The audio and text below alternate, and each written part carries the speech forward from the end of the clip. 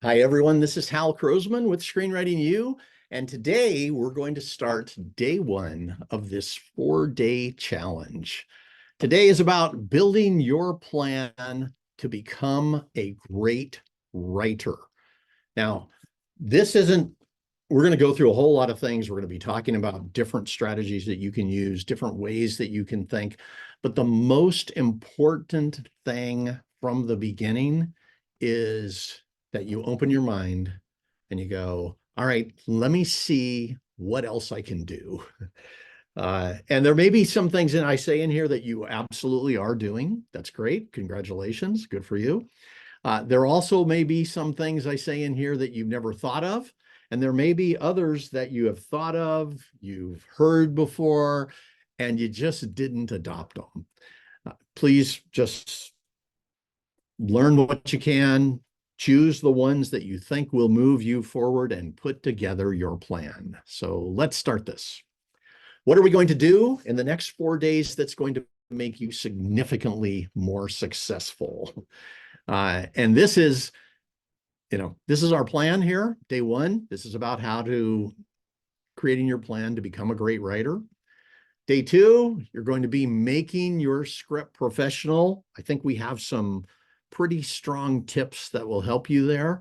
And my hope is that you're able to adopt all of this and bring it into your process. Day three, then it's about getting high quality feedback. And this is, making your script professional is really important. Being able to get the kind of feedback that will tell you if you've made it there.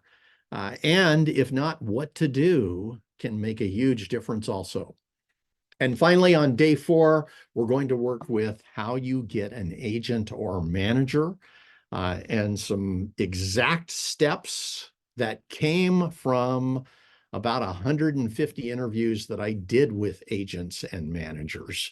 So I asked them how they would get an agent or manager. I asked them what works, what doesn't work, all those kinds of things, so that you would know exactly what you're doing. So when we get to day four, I'll give you a complete model.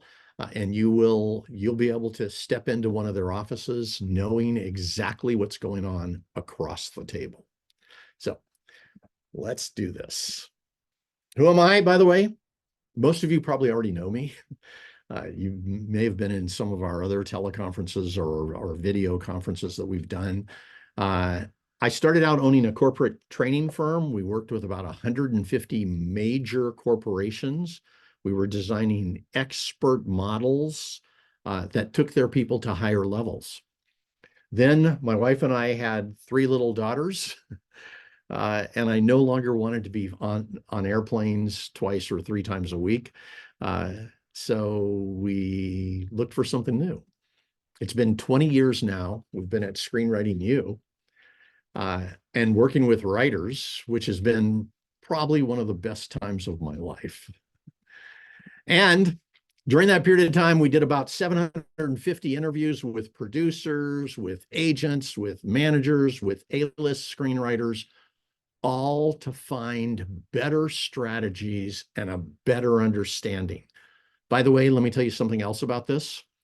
I think most people would think after you've done 50 interviews, you probably know everything there is to know.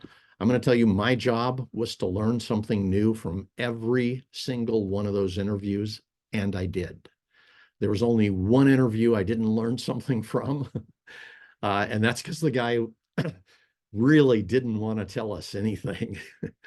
But other than that one, 749 of them, we had breakthroughs every single time. And you'll see why that is in just a minute.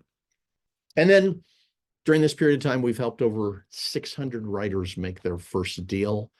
I'm not telling you all this stuff to brag. I'm telling you all this so you know where I'm coming from and how we have tested out everything we're doing. They were in those deals. So your challenge. And this, by the way, if you just come into something like this and you listen and you play this kind of meaningless role and that kind of thing, I just don't think it makes much difference. But if you come into this and you go, you know what, I'm here to change my life, right? I'm here to discover and make a significant improvement in my writing in the next 4 days. And this doesn't mean that you're going to change the words that you've written so far today. We may go through this whole thing and you may not change any words. You may not do any writing during this period of time. Who knows? But here's the big thing. The question is, what will improve your writing? And it comes from having a new understanding, right? Having breakthroughs.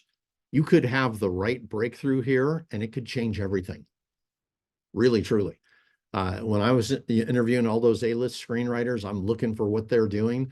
There were about 30 of them who told me that they had a breakthrough at one moment and that changed their path and moved them exactly where they needed to go to be able to succeed. You could discover some new strategies in the midst of this.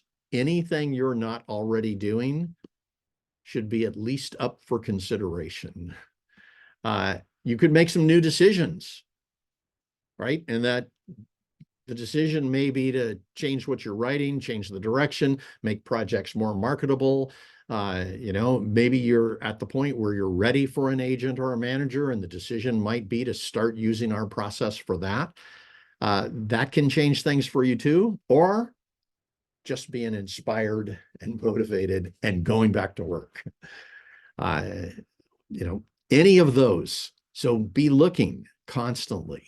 And this is the other part of your challenge. In every session, and I know I'm doing the prep right now, but this is important. Your job is to search for insights and breakthroughs that change your life as a writer. So, I've done hundreds and hundreds of events. What I noticed is there are certain people who at the end of them come out and they are lit up and they're flying and they are moving forward. And the reason why was because they did this. They're also on the other side of that spectrum are the ones who are saying, well, I already know all of this, but they're not doing it. So anything that you already know that you're not doing, that still is a chance to have an insight or a breakthrough that will get you into action. Please give yourself that freedom. So what's an insight? And I put this up here because this will give you a better chance of being able to create them yourself. What's an insight? Discovering more understanding that helps. And the strategy is you look to learn more about something you already know. About 2/3 of the interviews I did with producers, agents, and managers, I already knew a whole lot. By then, I had interviewed 400 producers and that kind of thing. There were a lot of things I knew. We could have real conversations about what's going on in their office and what's going on in the industry and things like that. But me convincing them that I knew a lot didn't do a thing for me or our audience.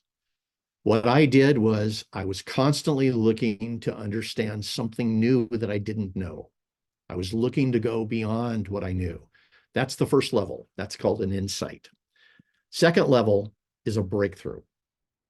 And breakthroughs, these are the aha moments that create a fundamental shift, often making the impossible possible. So let's pause for a second. If you looked at this industry and you thought it's impossible for me to break in, all you need is a breakthrough. Right? And maybe you need 5 or 10 or 15, whatever it is, it makes no difference. That's if you're thinking something's impossible, you need a breakthrough. Right? You don't need to convince somebody else that it's possible. That won't matter. If you convince your neighbor, your friend, whoever, that won't make that much of a difference. But you need to know that it's possible. That often requires a breakthrough, right? If there's something that you thought this is the way to write, and it's from the 1990s, maybe you read a book from a long time ago, or you worked with some professor who hadn't been in the industry for a long time, then you may need a fundamental shift. And that's totally okay. Having breakthroughs doesn't make you wrong about what you knew before.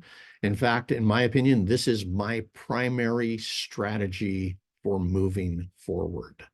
It goes way beyond learning. It's where you have that shift that makes the impossible possible. Now, here's the strategy. Search for major discoveries that are either outside of your model or they solve a misunderstanding that you have. And this is where, a lot of times people will say, well, no, I know what I'm talking about.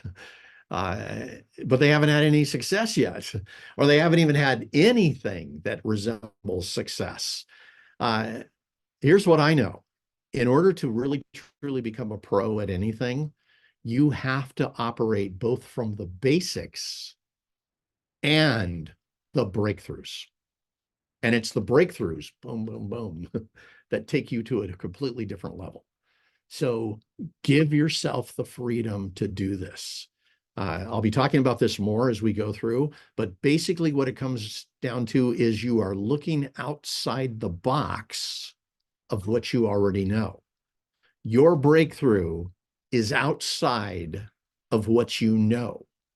So even if you've been at this for 10 years, I'm going to say you should still be looking at breakthroughs. And maybe if you've been at it for 10 years and haven't had the success you want, you really need to be looking for breakthroughs.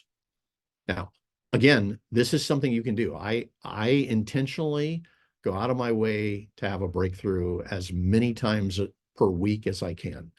There are many days where I'll have breakthrough after breakthrough after breakthrough. And it's because I'm intentionally looking outside my model. Please don't think of this as anything less than it is. Give yourself the freedom to start having breakthroughs. So let's take the next step. This is an idea of what your arc may be like. We're starting over here. You'll see there's some breakthroughs here. This could be 3, this could be 30, this could be 300 that happen for you along the way. That's going to be up to you and how much you're searching. By Friday evening, while we'll conclude this program, your arc starts here and it goes all the way over to when you've had success. So again, what I'm going to tell you is I believe it's the breakthroughs that get you there. Please be open to those. Let's go through it.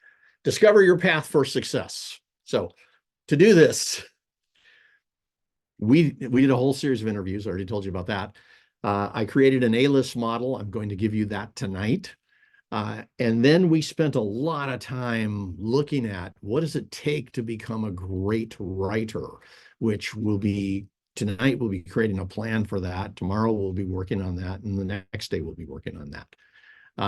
But most people have a tendency to think success happens like this, that you start down here, you make a goal to get up there, and then you just go straight to it. There are probably some places where that does work. But in general, especially when we're talking about this industry, success looks like this. You've started down here, you've made your goal, you know where you want to go. And what happens is things get jumbled up. And sometimes certain things don't work. And sometimes you just spin in circles. There are times where you'll drop way down further than you thought you were going to go in order to get back to where you need to go. What I would say is every time it doesn't go your direction, there's something valuable to learn, right? So these times where it doesn't go well for you, those may be the most valuable times you have. Those may be the things that shift everything for you. If you're just willing to recognize, oh, that's all right, I just backed up here.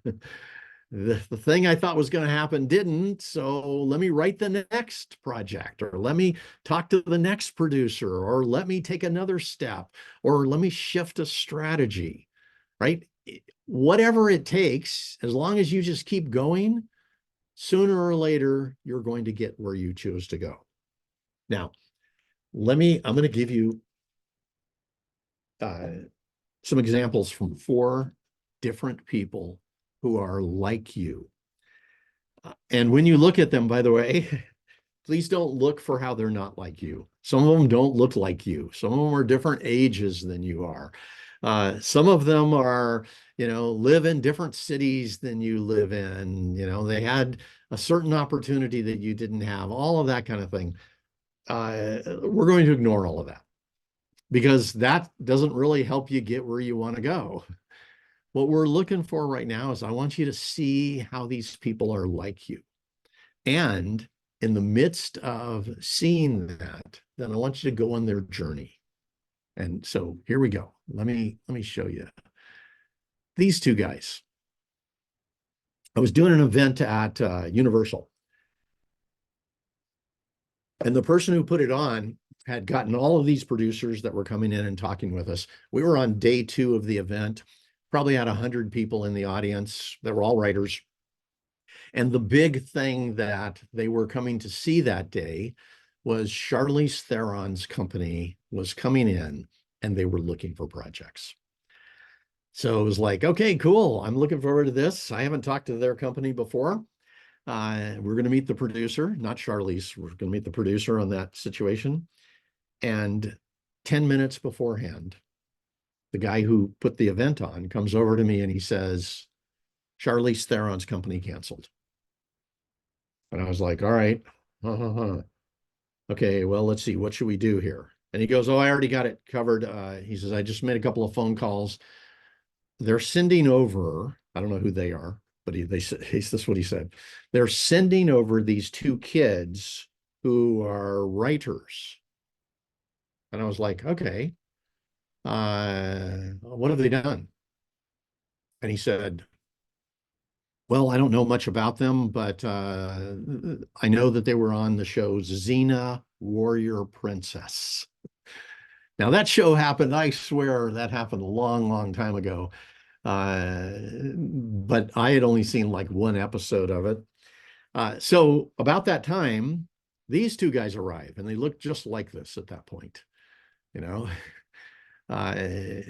this guy had a smirk on his face. This one's looking at me like, who the hell are you?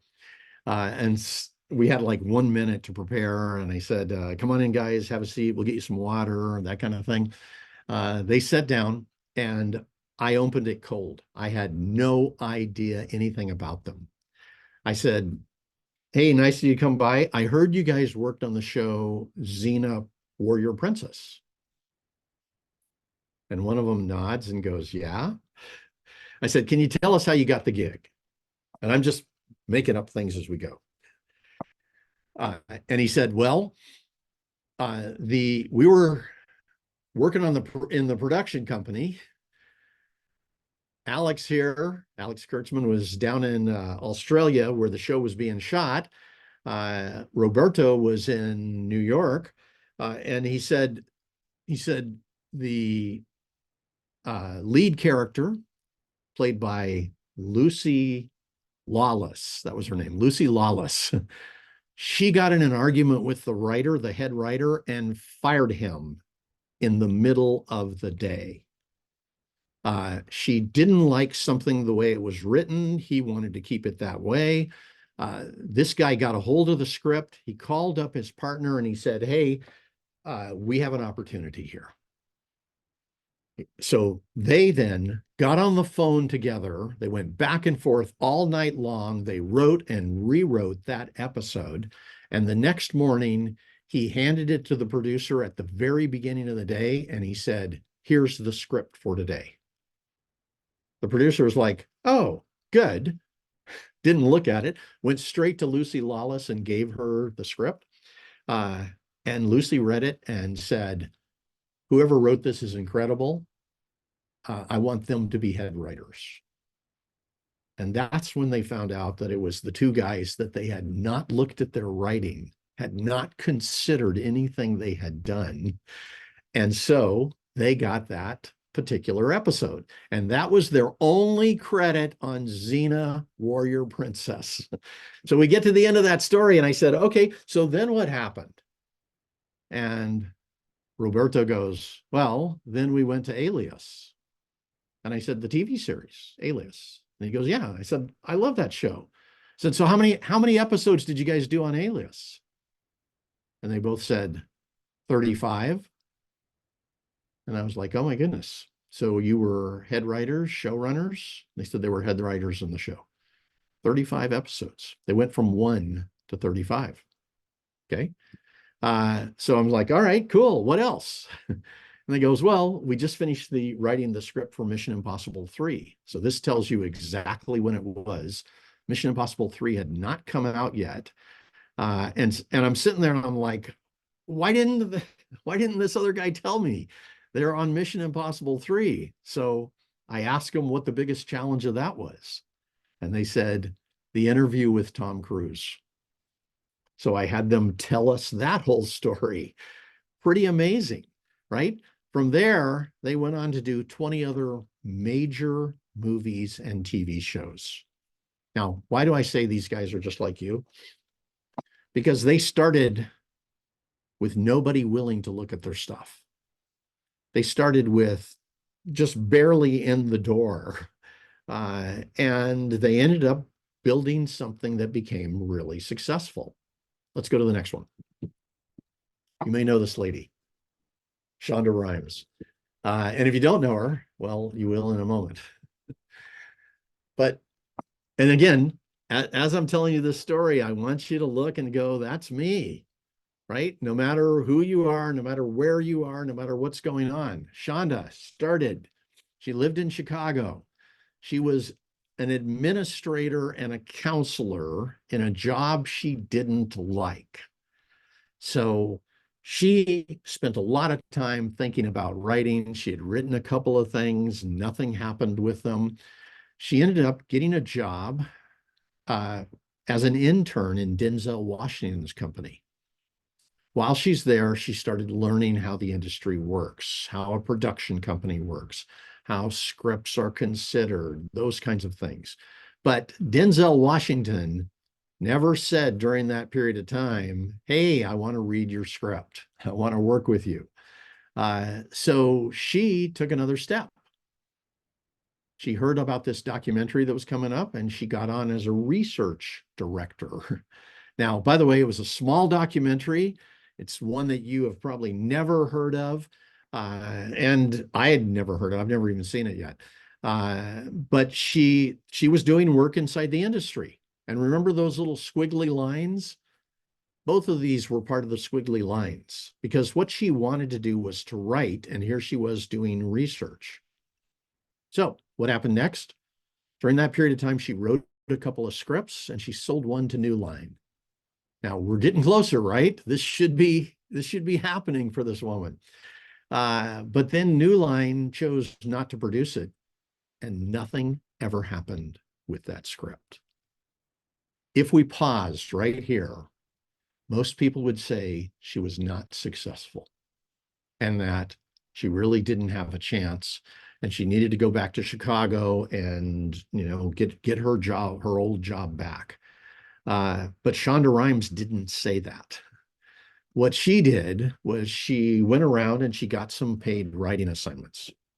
This, by the way, is a strategy that we use a lot. A lot of our writers have had paid writing assignments. We have a whole class on it. I'm not pitching that class right now, but I'm telling you, this is something that's possible as a way to get where you want to go. This is what you want to be looking for constantly. What could help you get there? So she did a couple of paid writing assignments. I think one of those movies was produced later on, but I'm not sure on that. But then in the midst of that, she had written another TV idea. She had actually come up with 2 different TV ideas. And she presented those and got in a door and made a deal. And that caused Grey's Anatomy to happen. And then after that, Scandal. By this point, she's a huge success. All kinds of things are happening for her. She makes a $150 million Netflix deal. And you may have seen some of those shows. The show Bridgerton was one of those that went into it. And she's done lots of things since then. I would say Shonda Rhimes is a pretty big success. But again, look where she started.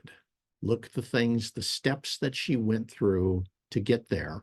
Look sometimes at the disappointments that didn't quite happen, and the other work that she did for other producers on the way to becoming a truly great writer. Every step, I would say, was worth it. Now, let me take you to one other guy. This guy. I did an interview with Seth Grahame-Smith, and it was the night before his first big movie had come out. And I said to him, Seth, this is so exciting. Your movie's coming out tomorrow. How do you feel? And he said, I am terrified. Now, I'll tell you why that is in just a moment. It'll all make sense when we get there. But let me take you through this guy's steps so you can see.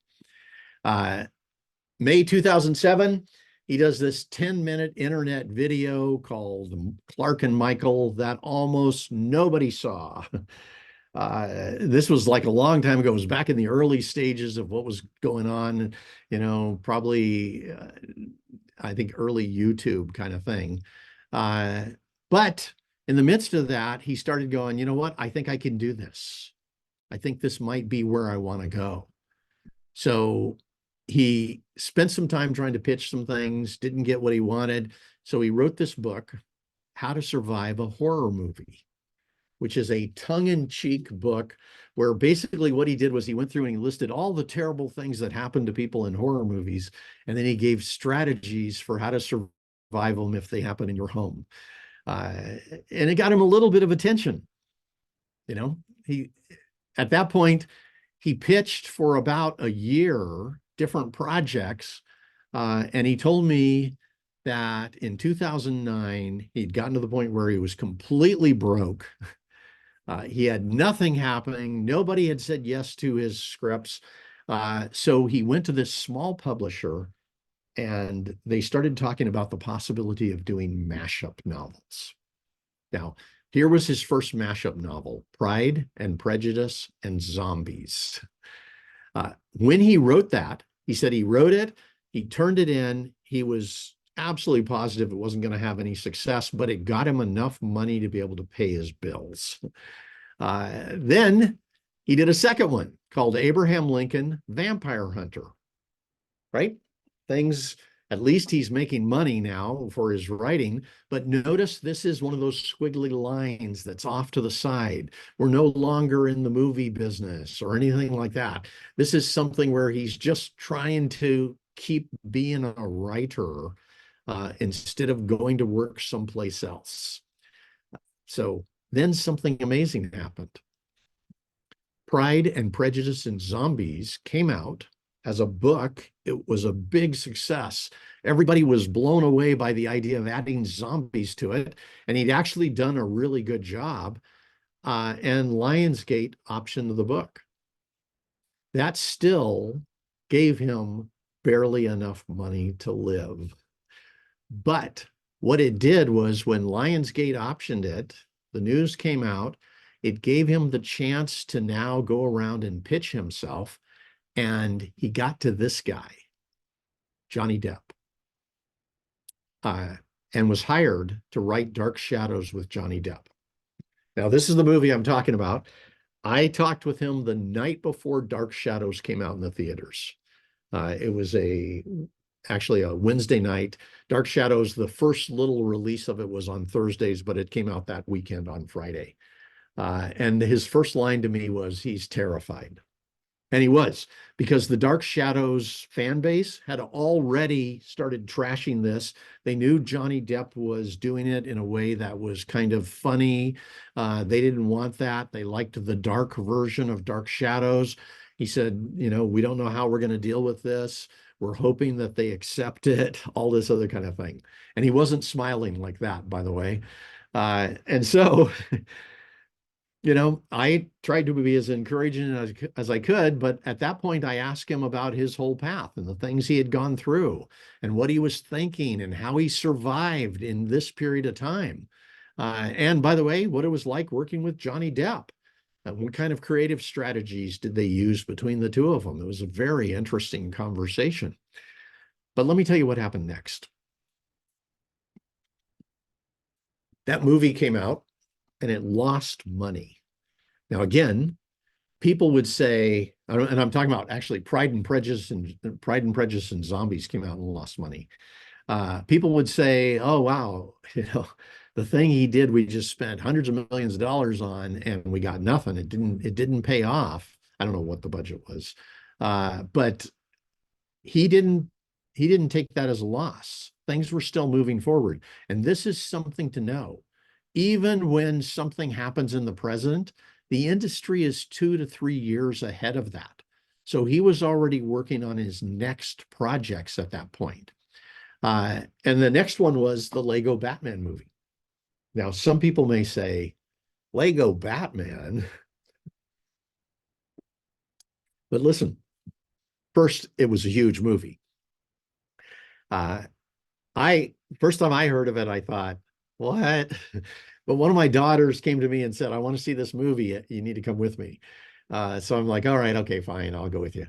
And so we sat through this movie and it was well written. It is worth watching. It was well written. He did a good job on it. There were 3 other writers that were involved in that particular project. They wrote a good movie. And because of that, in the midst of that, he ended up producing this horror movie called It. You may have seen this movie. It ended up making 700 million. I think the second movie, It Too, made another 350 or 400 million. So that changed his life. And actually, every one of these major movies changed his life, but this took him to a different level. Since then, he's been hired to write and produce Kung Fury 2, Beetlejuice, The Gremlins, and a bunch of other big movies. Some of these are in the $50 to $100 million range. So I'd say this guy had a lot of success. But again, if you look back to the early parts of it, when that squiggly line is happening, sometimes it's confusing. And I know he was worried the night that I did that one interview with him, and he had good reason to be, but he has step by step just kept taking the next step. He just kept moving forward, and because of that, he's there. Now, this is where we come to this conversation. What holds most writers back? And having looked at it, and I just want you to see it so that you can be thinking about this. If something's holding you back, the job is to have a breakthrough, by the way. That's the job. The job isn't to just keep doing the same thing. It's to have a breakthrough, have some kind of major shift that suddenly changes things. But here are a couple of things that I think you need to know. The first one, and this is one of the most common ones, people become good writers and then they stop improving their skills and they just write. We had a lady, when Cheryl and I were producing, we had a lady who, she came to me and she said, she pitched to me like 7 different ideas. And I said, I like this one. And I like that one. And she goes, oh, good. She goes, the one that you chose, the first one that you chose is my 20th script. And I was like, oh, good. All right, good. We're in good hands here. And she says, the second one you chose was my 3rd script.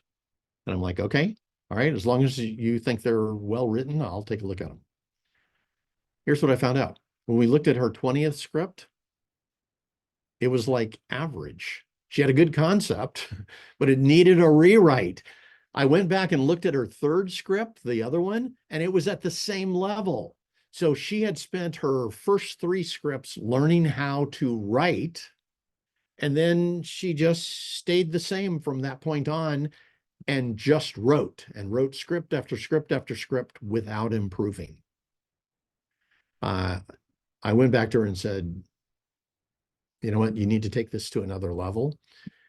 And she got insulted and withdrew her projects, which is too bad, because somebody who writes that much, if she just kept improving every single script, by the 7th, 8th script, she would have been an amazing writer. By the 10th, 15th script, she would have been a pro. So that's important. Here's the second problem. They give up when things get tough. And I see this a lot. It's like somebody will listen to their friends who are naysayers and go, I can't do this, or I couldn't get my script into producers this first time, so I just can't handle this industry. And it's like, no, you just need different strategies. And let's be clear, anytime something's tough, that just means you need a breakthrough. That's all it is. If you went and pitched and it didn't work, you need a breakthrough. Let me tell you, the first company that we pitched, I had optioned the rights to a project, and I'd put together a little video of it. I went into this company, Cheryl and I went in, we're sitting there with the producer. I pull out my little video thing and show it to him. We're maybe 1 minute in, and he goes, I'm not seeing it. Now, I could have argued with him at that point. I could have told him to wait, it gets better, or something like that. But I saw the look on his face, and it was like, oh, somehow we didn't make it here. We didn't solve this. So I stopped the video and I said, if it's okay with you, I'll stop pitching, and maybe you can give us some advice on what does work when it comes to pitching for you. And we'll come back with our next project with something that matches that. And he was like, oh, sure. He says, I'll give you 5 minutes. And then for 5 minutes, he told us a whole bunch of stuff. I recorded the whole thing. We went back home and we sat down and rethought all of our projects through that. Now, that was a moment where something got tough. We could have walked out and said, oh, that guy's a jerk, or this will never work, or anything else. What we did was we went for the breakthrough. And we had breakthroughs. It completely changed how we thought about pitching and what we did from that point on. So that's your job. If things get tough, be a successful writer. Successful writers keep learning, they keep creating, they keep taking risk. And really, they never give up. Now, let's go to your plan.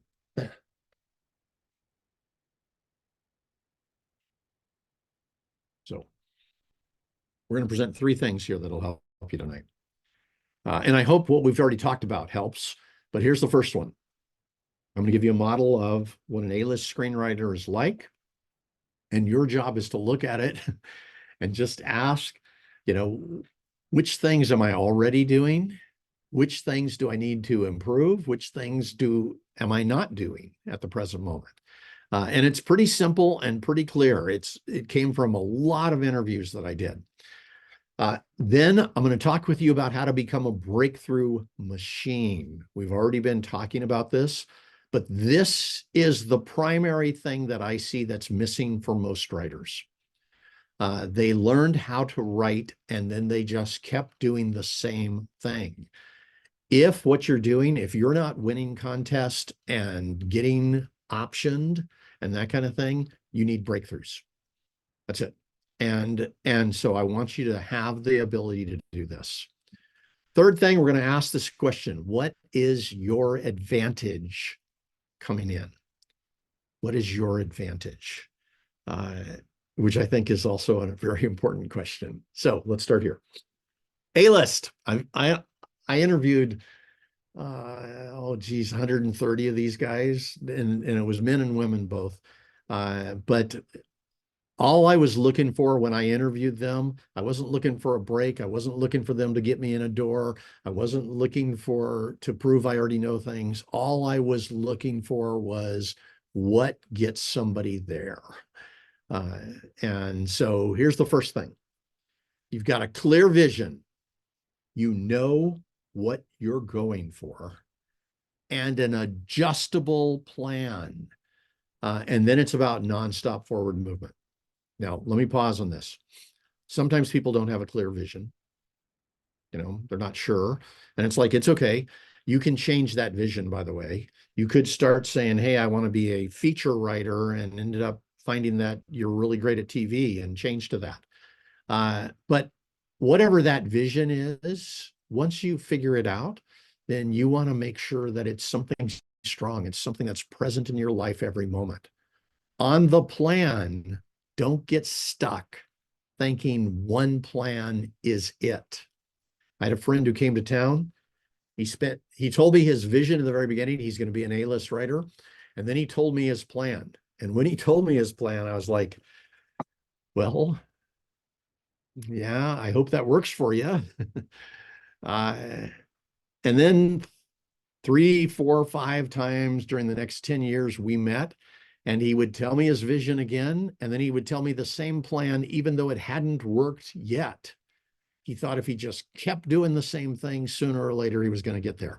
And I encouraged him every single time to change, make a shift in his plan, keep the vision, make a shift in the plan. So if your plan isn't working, start making shifts. Start today.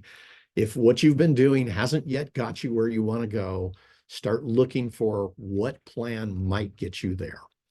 And then it's about, once you have those two, it's about nonstop forward movement. And by the way, if in the midst of that forward movement, you find out the plan that you have right now isn't working, go to another one. Just like Seth Grahame-Smith, when he wasn't making deals here in town, he went to having novels published with a small publisher. And there's a lot of people that would have said that was a bad move, but it paid off for him.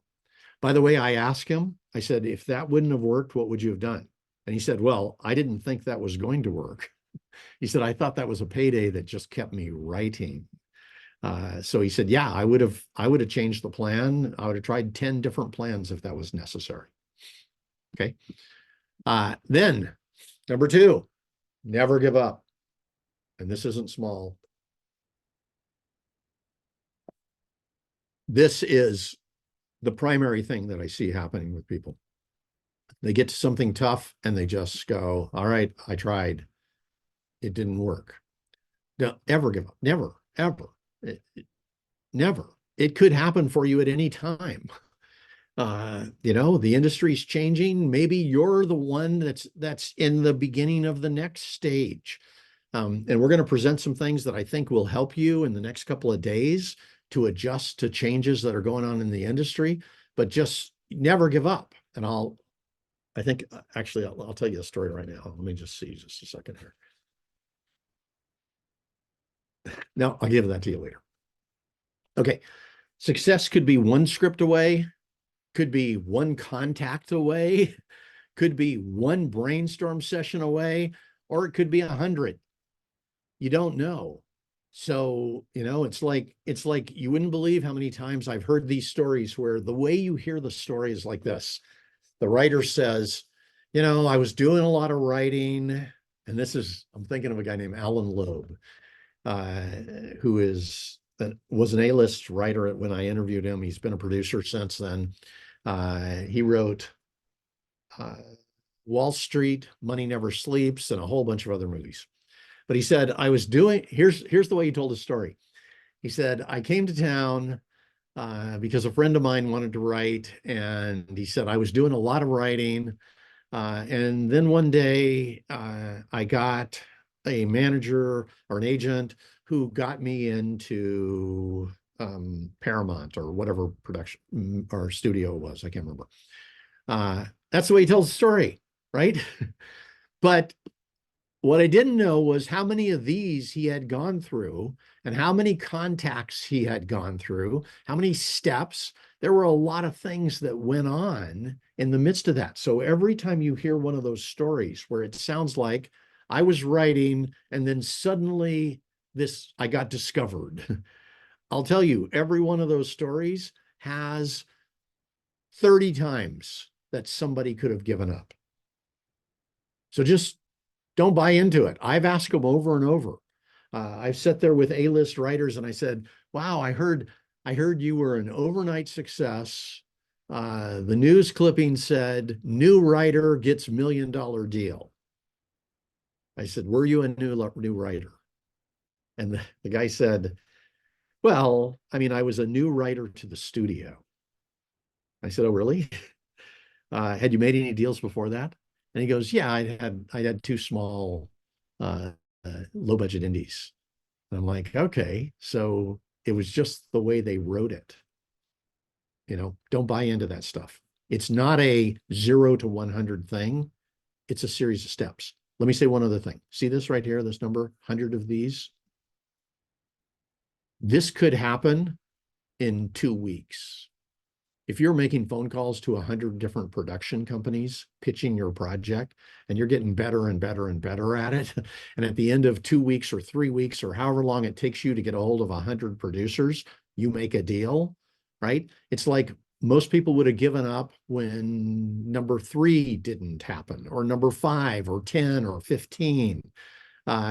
If you kept going and you never gave up, that might be the thing that changed everything. Or those 100 producers might be the network that gets you in with your next project. So this is important. Master pro level skills.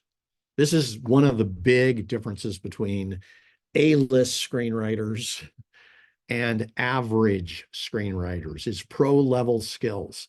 And you would not believe how many writers I have said, hey, you need to elevate your skills in this particular area.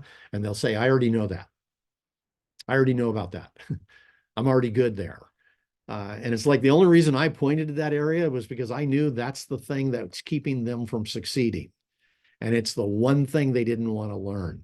So your job on this is to do everything it takes for you to get there. Let me just tell you this one other story. I was talking, and this is important because people get confused and they think A-list screenwriters are so much more creative. I was talking to this one A-list writer and I said, okay, so you've had now 5 movies produced. They're big movies. You've worked with a lot of people in this industry. How much more creative would you say you are now than you were before you stepped into the industry? And he said, I'm not. He says, I just have better skills and better connections. And I was like, what? Hang on. Let's talk about this. So I saw the movie you just wrote. I thought it was really good. He goes, yeah, I know. He says, I was just that creative before. I just now have higher skills. And over and over and over, I had writers tell me things like this. We're all creative. You're creative. I'm creative, right? We're all creative. We've been creating for most of our lives in one way or another. And if you've written more than one screenplay, you've done a lot of creating. The difference between you and the A-list is that they have higher skills and they have better connections. There you are. So know this, whatever creativity you bring to the table, all you've got to do is raise the level of your skills, and that creativity will pay off in significantly bigger ways. Now, if you just listened to what I said and you went, I don't think so, or something like that, please use this as one of those moments to have a breakthrough. This was a huge shift for me. We've been told over and over that all of these people at the top are so much more creative. And it's just, you know what? They have more access, more skills, more money. It's that stuff that then amplifies the creativity they have. So give yourself a break on that and believe it. You can move forward. They also made writing and learning their priority, and they never stopped learning. Really, I talked with lots and lots of A-list screenwriters that said every time they work on a new project, they learn something new. Every time they work with a different producer or a different director, they learn something new, right? They are learning constantly. And with the changes that are going on right now, I'm going to tell you that the ones who keep learning are the ones who are going to survive. The ones who stay in the past are the ones who will stay there. So that's the learning thing is incredibly important. It doesn't mean that you don't know everything. It means, you know what? You can keep getting better and better and better if you just keep learning. So fourth, become skilled at pitching.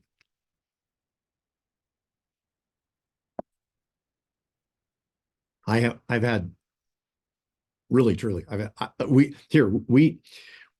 we do events on a regular basis. I have done 25 events where we brought writers to town to meet producers or meet agents or meet managers.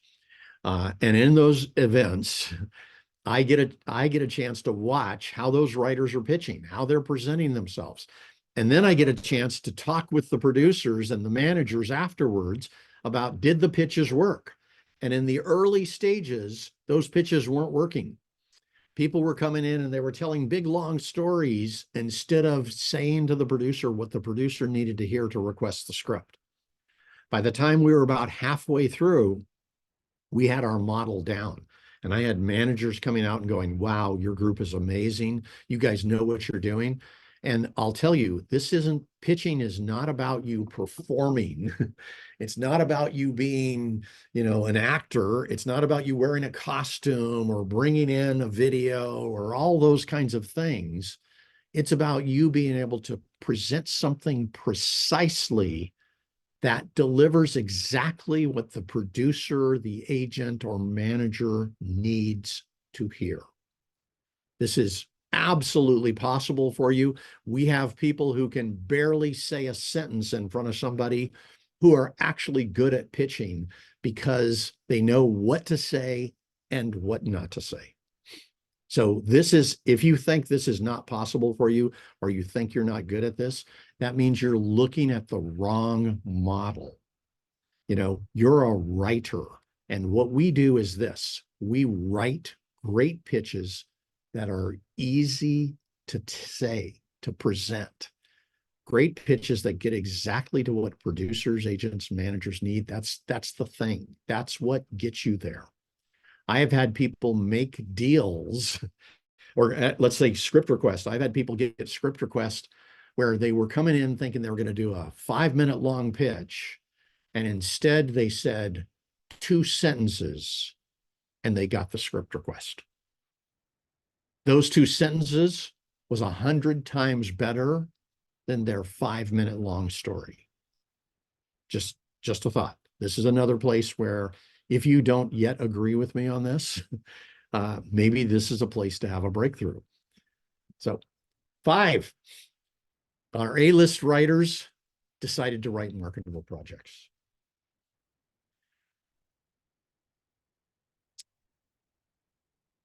I don't want to give you a negative statement here, but talking with managers and agents, what I've heard is about 95% of the pitches they get from people outside the industry are not marketable. They're not something that could be made.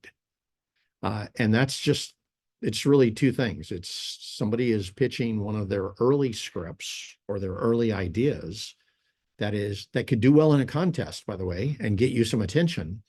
But inside the industry, it's all about, can we sell this? Can we sell it to the funding sources? Can we sell it to the director? Can we sell it to the producer? Can we sell it to the studio? And can we sell it to an audience?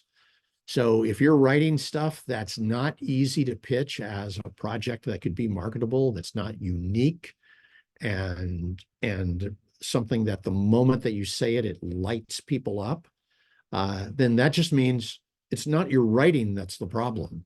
It's just you need to come up with a pitch that will sell and then write to that pitch. And that's another area that if you just make that shift, things change for you, really.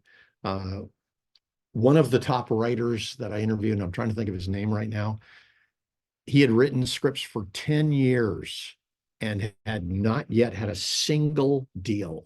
And he had been pitching. This is the one thing he changed. He said, at the end of 10 years, he went, all right, I've had it. I'm going to stop handing them stories that I like, and I'm going to start writing something that can sell. His next project sold. It had a bidding war. The one after that had a bidding war. And after that, he ended up becoming extremely successful. He's actually the writer and producer of the show Designated Survivor. That I think he's gotten credit for 53 episodes, but that was one of the ideas that he came up with that was marketable. So there we are. Number 6, be easy to work with. And this, there are people that think that there's, this auteur model where you're the hardest person to work with and everybody has to bend their will to you and all that other kind of thing.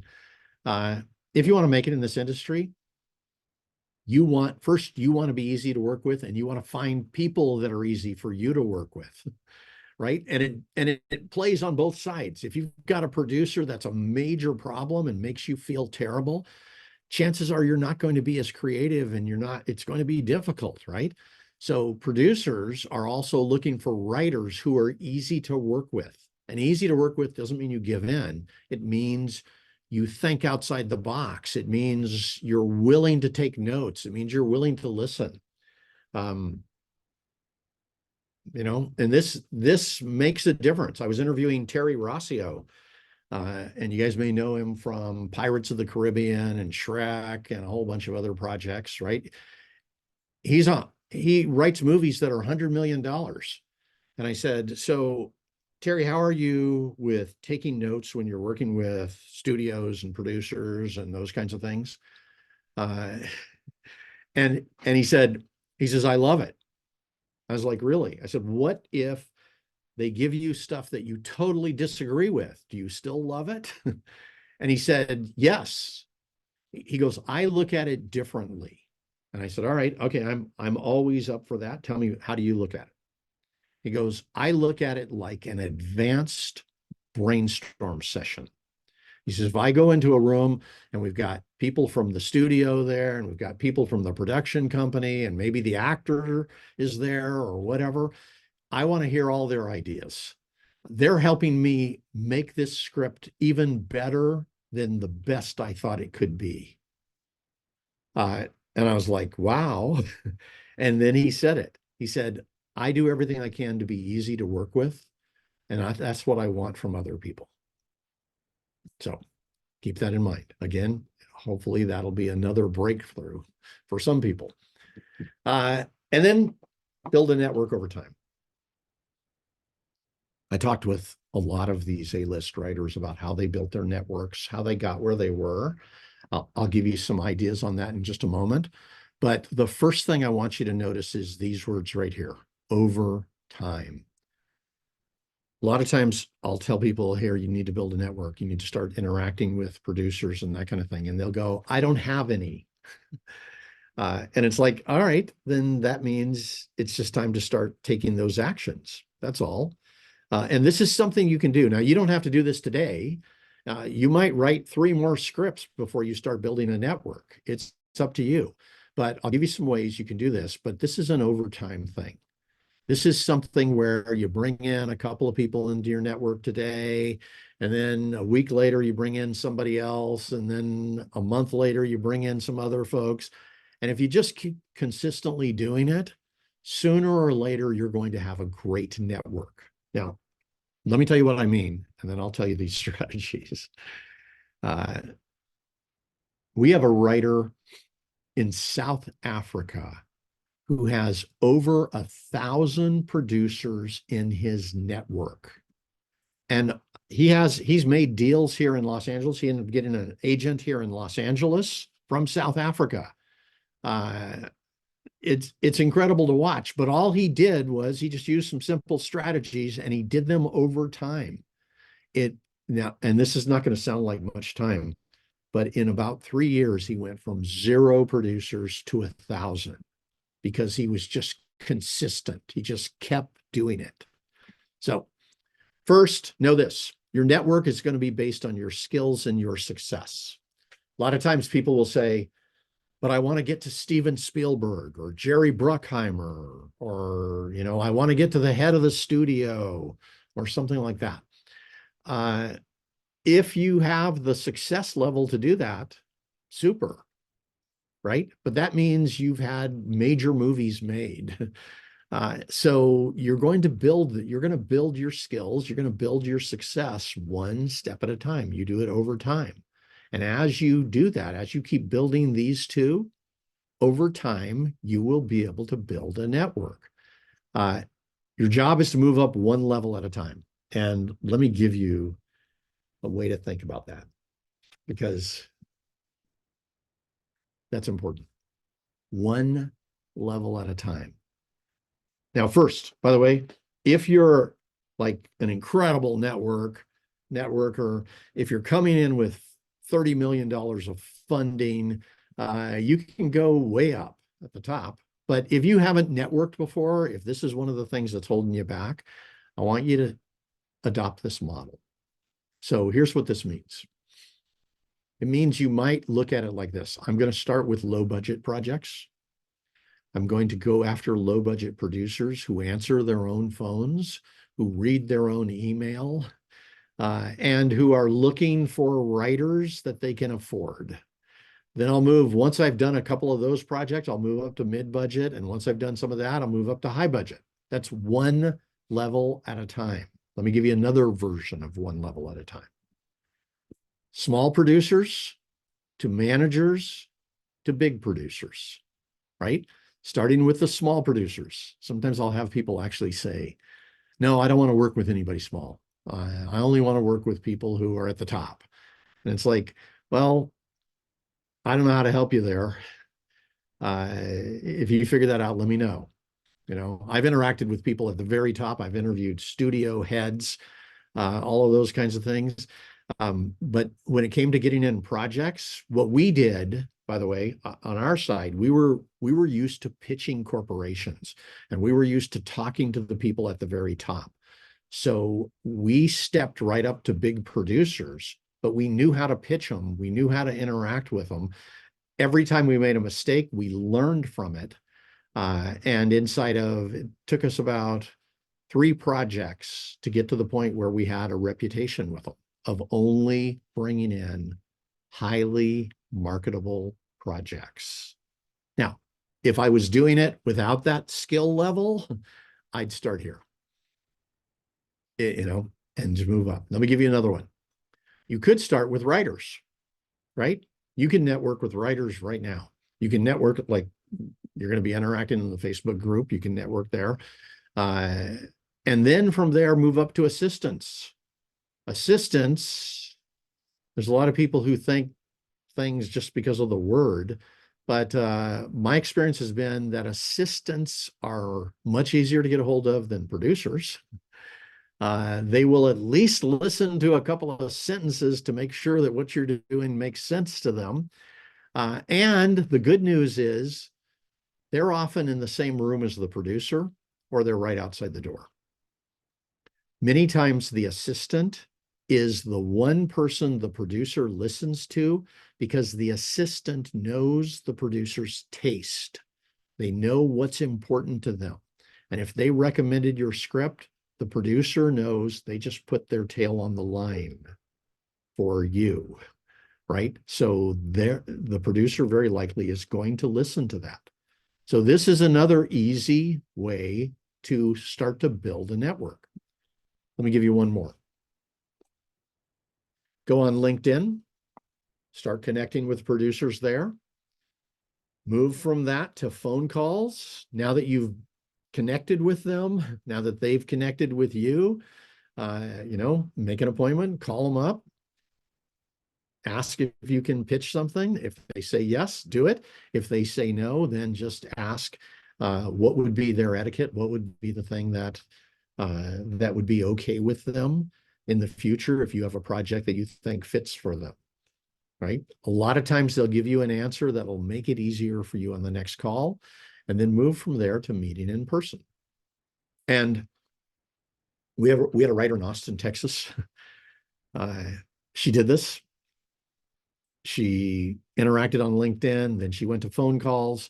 And then what she started doing, she stayed in Austin, but she flew to LA for a week, and she would make calls for a month beforehand to set up meetings during that week.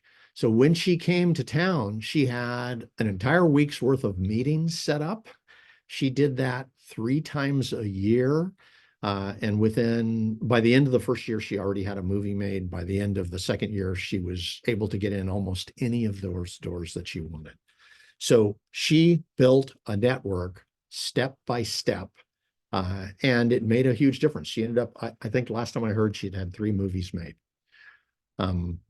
So there's a simple model that makes it really clear. Hopefully you already saw some things that you're going to do. Now let's talk about being a breakthrough machine. And by the way, we're going to be here for about 10, 15 minutes more, and then we'll close this out. So breakthrough machine. Again, this is really important. Be open and committed to learning something new. And you have no idea what percentage of people come to town and they refuse to learn. Whatever they already knew, they want it to fit that model. And it's like, that's a problem.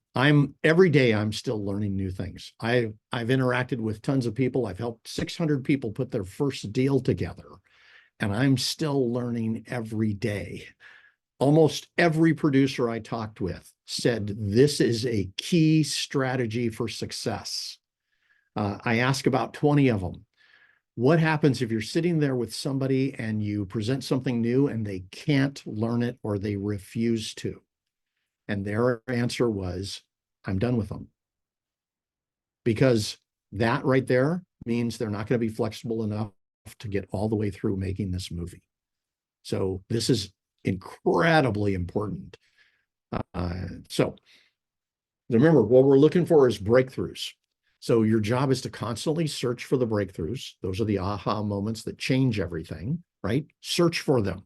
Be looking for them. Stop doing the thing, if you're doing it, stop doing the thing of just trying to verify what you already know. Because a lot of it is the things that you already know that it turns out it's not quite that way, or the things that you already know that you need to learn the next level. And that doesn't mean anything bad about you.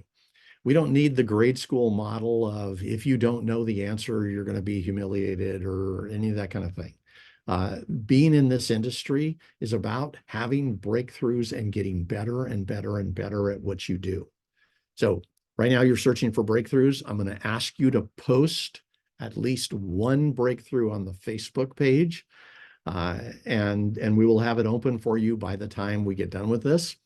So be writing it down. What's your breakthrough today? What breakthroughs are you bringing to the table? And don't worry, you're not going to be criticized, at least if you are, tell me and I'll toss that person out. And your job is also to discover breakthroughs in your own projects. We had a writer who she had written like 7 scripts and not made a single deal. This is 4 or 5 years ago. And I did this whole thing on breakthroughs at that point. And she went, that's what I need to do.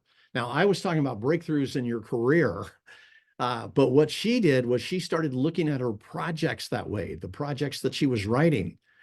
Since that point, she has had 4 movies made.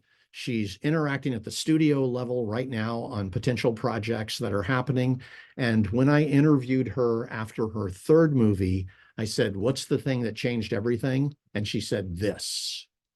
And I was like, in your writing, you putting breakthroughs in your writing? Because I was just thinking about breakthroughs in your strategies, right? And she goes, yeah. She goes, after I finish the 3rd draft, I always go back and I go, okay, there's something here I don't know. What is it?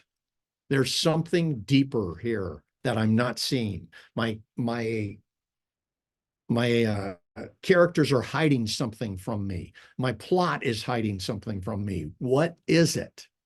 Right? This is what M. Night Shyamalan did. He was on draft number 9, and he did a whole creative process just to have a breakthrough, because he said draft number 9 was a good B-level movie. And he had this breakthrough called, oh my God,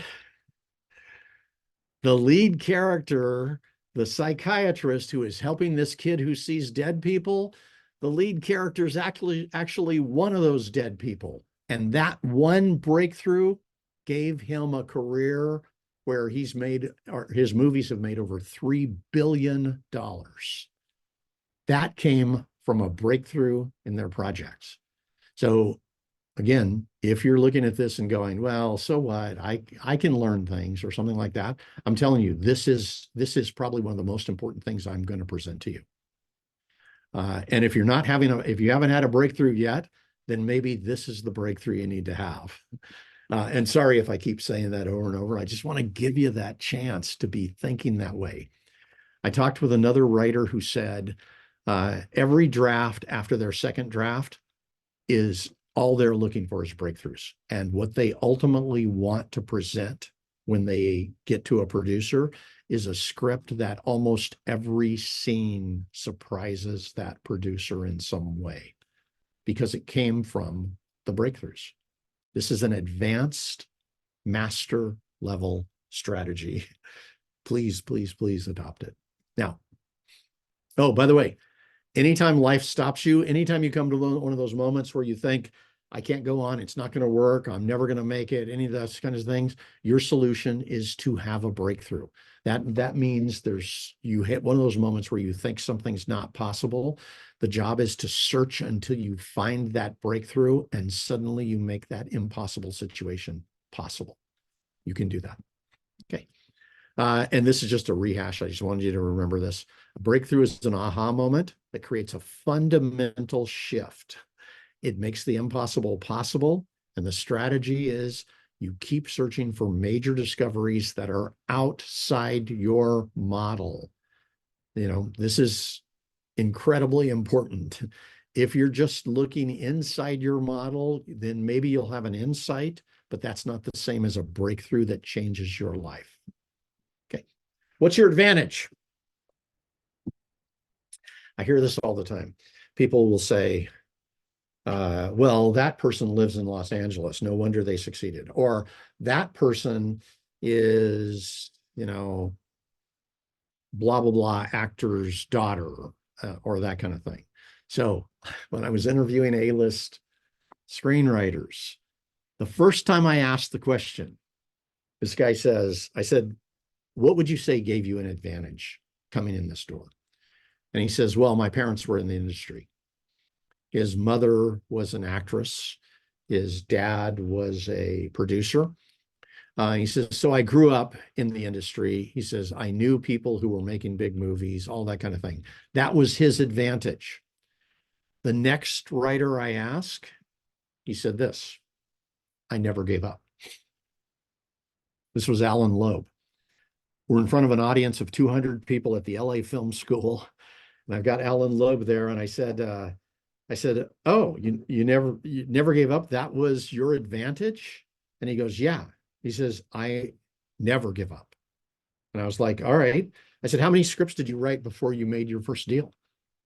And he said, 25. Now the whole audience gasped because we'd already heard stories from 3 or 4 people who were like, it was my 5th script, my 6th script, that kind of thing. He wrote 25.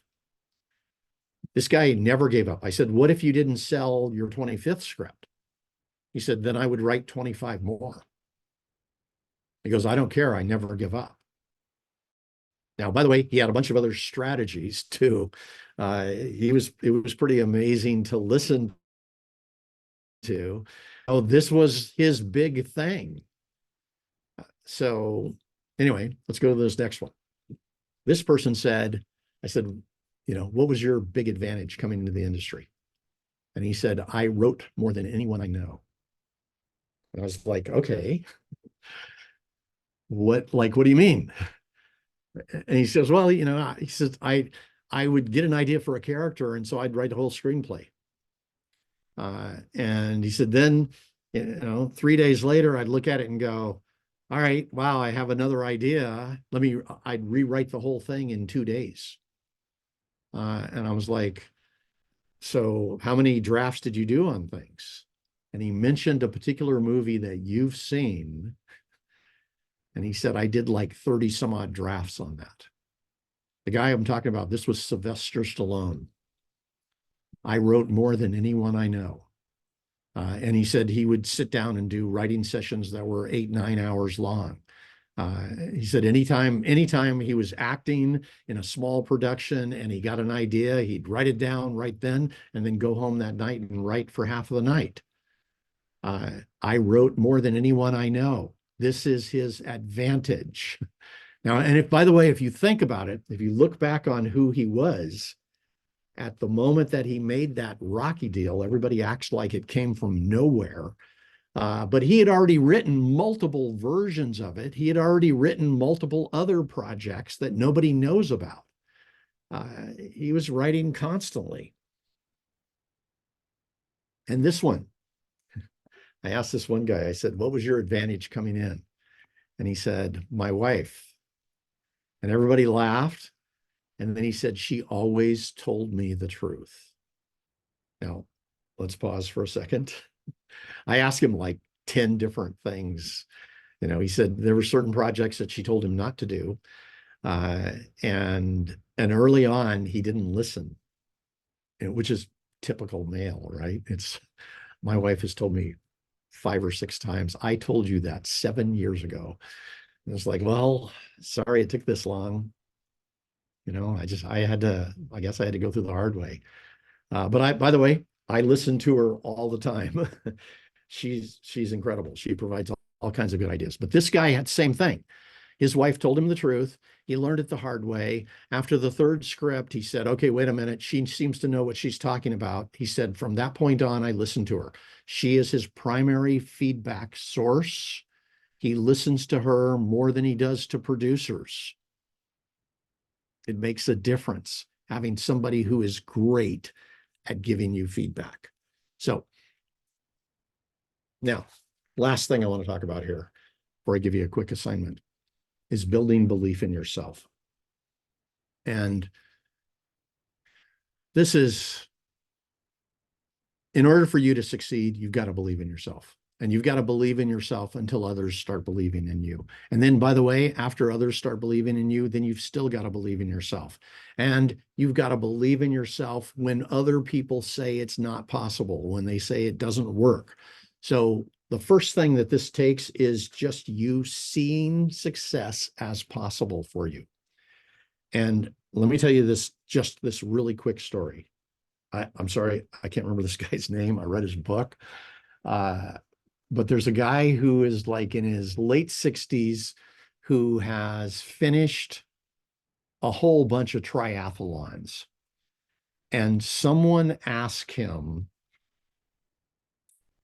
what's the difference between when you couldn't do it versus when you do finish your triathlons? And he said, the thing that made the difference for me was I learned to talk to myself. Right? I learned to talk to myself instead of listen. And this is his strategy. He said, I'll be out there running, and if I listen, I'll start hearing all the reasons I should quit, all the reasons it's not going to work. My feet hurt, my knees hurt, I'm tired, I need to go to the bathroom, whatever it is. He says, if I listen, I hear all of that stuff. So he said, what I started doing was I started talking to myself, and I started saying, you can do this. Just believe in yourself. Just keep taking the next step. He said, I started doing it, visualizing success all the way through. I'd see myself going past the finish line as I'm on the 1st mile, and as I'm on the 2nd mile and the 3rd mile. He said, you know what? At some point, it happened for me. But once I stopped listening to all the fears and all the worries and all the pains, everything changed. So this is incredibly important. See success for yourself, talk to yourself, and give yourself success. Then validate every forward movement. And let me tell you, some people will look at this and go, of course, that's what you do, right? And if you're one of those people, good for you. Congratulations. You have a happy life. But if you're a perfectionist, and if you go from 10% to 30%, all you're saying to yourself is, it's not good enough. I'm not perfect. I didn't get to 100%. You know, this is bad. If you're a perfectionist, this becomes a strategy you absolutely need to apply. I'm a perfectionist, and I also have learned so many creative strategies that get me past that. The good side of being a perfectionist is that you finish things and they're perfect, and everybody looks at them and says, wow. The bad side of being a perfectionist is that you often torture yourself. So please be careful about that. So every time you have any kind of success, if you go 1% beyond what you did yesterday, validate it. Say something about it. That forward movement, congratulate yourself. I really, truly, I spent almost 6 months where I had a sign on the door that said, what did you do well? Validate it. And I would stop at the door as I'm walking in and out and go, okay, wait a minute. I did do something well. Even though it's not perfect, I improved something. Good job. And it took a long time before I got to where I could feel that validation. And then a little longer before I got to where it became natural. So if you're not doing this, every time you have any improvement, start doing it now. It'll make a huge difference in your creativity and your success. Then discover breakthroughs that make the shifts. We've talked about this a lot. This is your job. Constantly move towards mastery. That means you are going to be looking to improve on a regular basis. Every day there's something you can improve. Every single day. That doesn't mean anything bad about who you've been. It doesn't mean you're not perfect or any of that kind of thing. If every day you improve in just a little tiny way, this is Kaizen, the Japanese concept for constant improvement. If you just improve in little tiny bits over a period of months and years, you will become incredible. And finally, take actions outside the box every chance you get. And anytime you take an action outside the box, by the way, there is no perfection talk in that situation. If you're trying something you've never done, like let's say you try my breakthrough process and you've never done it, if it doesn't work perfectly for you, just the fact that you tried it is a win. Validate that right now. But this thing of stepping outside the box, this is your job as a writer. You need to be constantly stepping outside the box. You need to be constantly doing something beyond what you did in the last script. Constantly looking for how can you do things differently? How can you do things better? How can you be, how can you think of this project in a different way? If you do that every single day in just some small way, your whole world will open up. So that's what this whole thing is about. Here's your assignment. Please go onto the Facebook group and post your insights and breakthroughs and really, truly do this. Also, tell us what your vision is. What's your vision for you as a writer? What are you trying to accomplish? Tell us the vision in positive terms. And I'll just say this, please don't criticize anybody else's breakthroughs or insights or their vision. Anybody who does, we'll just take them out. That's it. This is not the time for somebody to tell you how to do it better or any of that kind of thing. I may have a breakthrough today that you've known for 100 years, or as long as you've been alive. It doesn't matter. That's a breakthrough for me. If it shifts me, that's all that matters. So please tell us your vision. Tell us what insights and breakthroughs you've already had today. If you have this thing called I didn't have any breakthroughs, don't write that up. Don't discourage anyone else and don't discourage yourself. If you didn't have breakthroughs yet, rethink your notes on this and start looking for what's outside the box for you. What could you do that will create breakthroughs? And create your plan for success. Write a quick first draft. Just right now, just sit down and just go, what's my plan for success? And just write something. And don't worry about it being perfect. Don't worry about it being in order or any of that kind of thing. Just write down whatever ideas you have, put them in some kind of sequence that you think could possibly happen in your life, and create some version of that plan. Tomorrow, you can improve it. The next day, you can improve it again. Just create it so that when we get to tomorrow, you're already caught up and you are available to learn what tomorrow is about. So, here, let me give you the Facebook group so you know. Here it is. If you haven't already joined it, go over there and join. Facebook.com/groups/screenwriting game.